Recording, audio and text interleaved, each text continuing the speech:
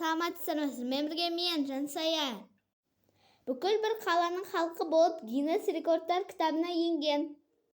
Сүйінші, маңғыстаулықтар рекорд орнатты.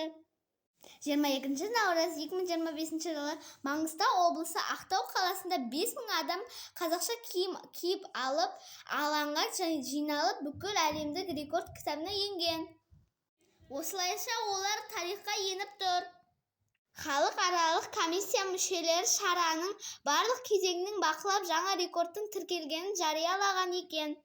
Осылайша жадағай, сәукеле, кимешек, камзол сияқты ұлттық киім киген қатысушылар мен олардың ауызбіршілігінің жарқын көрінісі тарихқа қалады. Осы сәтте бірге тамашалауға және ауа райының қолайсыздығына қарамастан барлығы Ақтау қаласындағы Каспий теңіз жағалауындағы алаңда болған. Рекорд Гиннес кітабына енгеннен кейін сертификат табысталған. Ұлттық киімді нақыштап Гиннес кітабына енгізген маңғыстаулықтарды құттықтаймын.